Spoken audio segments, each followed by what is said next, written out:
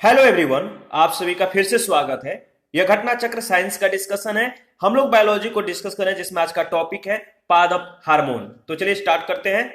ठीक है, पादप हार्मोन वे कार्बनिक पदार्थ हैं जो पौधे के एक भाग में प्राकृतिक रूप से बनते हैं और दूसरे स्थान पर स्थानांतरित होते हैं। ये वृद्धि, प्रजनन और अनेक उपापचयी क्रियाओं को प्रभावित व नियमित करते हैं। ज्ञातव्य है कि हार्मोन शब्द का प्रयोग उत्तेजित करने वाला पदार्थ के रूप में सर्वप्रथम स्टर्लिंग ने 1906 में किया था। उनके अनुसार ये पदार्थ जंतुओं में नलिका विहीन ग्रंथियों के द्वारा स्रावित होते हैं तथा शरीर के विभिन्न भागों में फैलकर कुछ विशेष क्रियाओं को क्रियान्वित करते हैं। ध्यान रखिएगा, आगे बढ़ते हैं। देखिए, सामान्यतः पादप हार्मोन के 5 प्रमुख वर्ग होते हैं। सामान्यतः पादप हार्मोन के 5 प्रमुख वर्ग होते हैं: ऑक्सिन, जिब्रेलिन, साइटोकाइनिन, एबिसिसिक अम्ल और एथिलीन।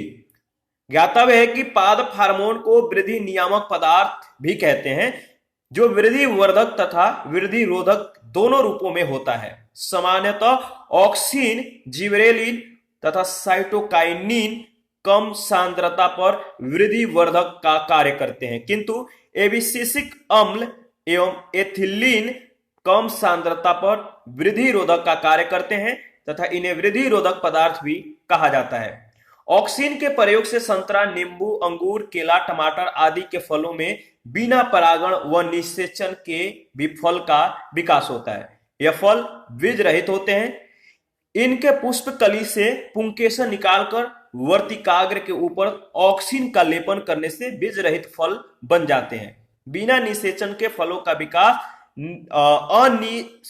अनिषेक फलन, ठीक है, याद रखिएगा, अनिषेक फलन कहते हैं, यह अनिषेक फलन कहलाता है। ऑक्सिन का उपयोग अपतृण निवारण यानी वीड डिस्ट्रक्शन तथा फसलों को गिरने से बचाने में भी होता है। जिब्रेलिन का उपयोग बौनी प्रजातियों की लंबाई में वृद्धि, ठीक है, पुष्पन, अनिषेक फलन तथा बीजों के अंकुरण में होता है। साइटोकाइनिन को फाइटोकाइनिन भी कहते हैं, जिसका प्रमुख कार्य कोशा विभाजन है।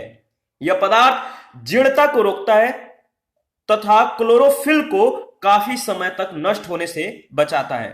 एबिसिसिक अम्ल पुष्पन है, कोशा विभाजन और बीजों के अंकुरण को यह अवरुद्ध करता है। ये तीनों को ध्यान में रखिएगा।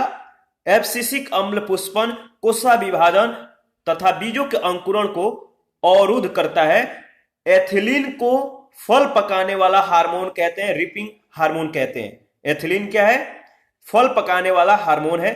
यह पौधे के तने के अग्रभाग में बनता है और विस्तृत होकर फलों को पकाने में सहायता प्रदान करता है। एथिलीन पत्तियों, फलों व पुष्पों के विलगन, याद रखिएगा, विलगन, पौधे से विलग होने की प्रक्रिया को विलगन कहते हैं, इनको तीव्र करता है।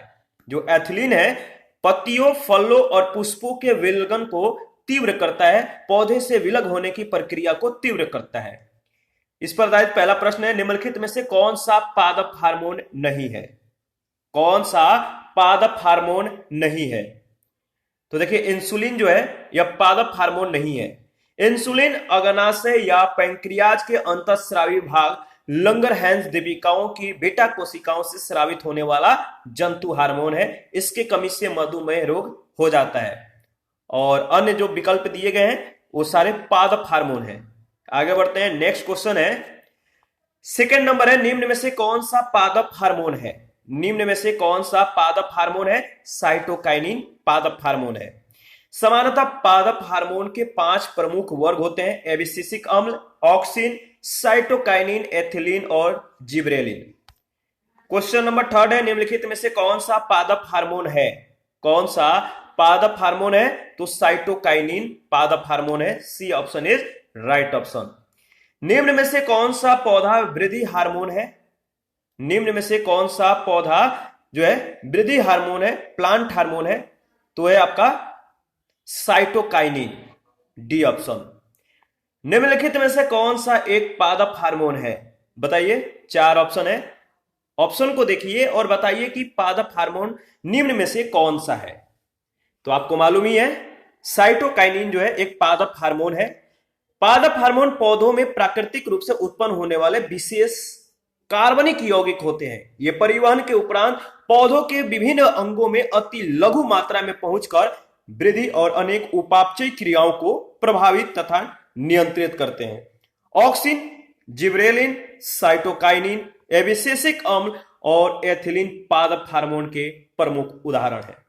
6 नंबर क्वेश्चन है, सूखा सहिष्णुता से संबंधित हार्मोन है। सूखा सहिष्णुता से संबंधित कौन सा हार्मोन है? तो 4 ऑप्शन है, आपको बताना है। तो सही जवाब है एबिसिसिक अम्ल, यानी ए ऑप्शन। ठीक है, आगे बढ़ते हैं। ठीक है, इसके बारे में 2 लाइन है, देख लेते हैं पहले, नेक्स्ट क्वेश्चन को फिर डिस्कस करेंगे। सूखे के प्रति सहनशील पौधे सूखे की परिस्थितियों में एबिसिसिक अम्ल नामक पादप हार्मोन का संश्लेषण करते हैं, जिससे उन्हें जल को संरक्षित करने में मदद मिलती है। 7 नंबर क्वेश्चन है, गैसीय स्थिति में पाया जाने वाला हार्मोन है एथिलीन। ध्यान रखिएगा, गैसीय स्थिति में पाया जाने वाला कौन सा हार्मोन है? तो सही जवाब है एथिलीन। एथिलीन एक पादप हार्मोन है जो गैसीय अवस्था में पाया जाता है। क्वेश्चन नंबर 8 है, हरे फलों को कृत्रिम ढंग से पकाने के लिए प्रयुक्त गैस कौन सा है? हरे फलों को कृत्रिम ढंग से पकाने के लिए जो गैस प्रयुक्त किया जाता है वो कौन सा गैस है? तो ध्यान रखिएगा, हरे फलों को कृत्रिम ढंग से पकाने के लिए एसिटिलीन गैस का प्रयोग किया जाता है। तो एसिटिलीन आपका सही जवाब है। देखिए, prevention of food adulteration rule 1955 के धारा 44A के तहत एसिटिलीन गैस से फलों को पकाने पर प्रतिबंध है। फलों को पकाने में प्रयुक्त होने वाले कैल्शियम कार्बाइड में आर्सेनिक और फास्फोरस पाया जाता है। कैल्शियम कार्बाइड वातावरण में मौजूद नमी से प्रतिक्रिया कर एसिटिलीन गैस बनाता है, जिससे फल पकता है। फलों को कृत्रिम रूप से पकाने के लिए कार्बाइड के मुकाबले एथिलीन को अधिक सुरक्षित और स्वीकार्य माना जाता है। तो एथिलीन एक पादप हार्मोन है। क्वेश्चन नंबर 9 है, कच्चे फलों को पकाने के लिए जिस गैस का प्रयोग होता है वह कौन सा गैस है? कच्चे फल को पकाने के लिए जिस गैस का प्रयोग होता है वह गैस है कौन सा? Acetylene. B option is right option. और क्वेश्चन नंबर 10 है, निम्नलिखित में से कौन सा पादप हार्मोन मुख्यतः फल परिपक्वता के लिए उत्तरदायी है? कौन सा हार्मोन या कौन सा पादप हार्मोन जो है मुख्यतः फल परिपक्वता के लिए उत्तरदायी है? तो सही जवाब होगा एथिलीन। ध्यान रखिएगा, इससे संबंधित बहुत सारे क्वेश्चन पूछे गए हैं। सूची 1 सूची 2 के साथ आपको मिलान करना है। ठीक है, तो देखिए, कृत्रिम रूप से फलों को पकाया जाना किससे? तो सही जवाब होगा एथिलीन। एथिलीन के द्वारा कृत्रिम रूप से मतलब कच्चे फलों को या कृत्रिम रूप से फलों को पकाया जाता है। इसके बाद शीतल पेय कौन सा है? शीतल पेय आपको बताना है। तो देखिए, इसमें जो शीतल पेय है वो है कार्बन डाइऑक्साइड, क्वार्टर जो है सोडियम सिलिकेट है, बेकिंग सोडा सोडियम बाइकार्बोनेट है, और कृत्रिम रूप से फलों को पकाया जाना किससे? तो एथिलीन से। ध्यान रखिएगा। 12 नंबर क्वेश्चन है, टमाटर के बीज रहित फल का उत्पादन संभव है? टमाटर के बीज रहित फल का उत्पादन कैसे संभव है? तो पुष्पों पर हार्मोन छिड़कने से। जब पुष्पों पर हार्मोन को छिड़का जाता है तो टमाटर के बीज रहित फल का उत्पादन संभव हो जाता है। तो सी ऑप्शन आपका बिल्कुल सत्य है।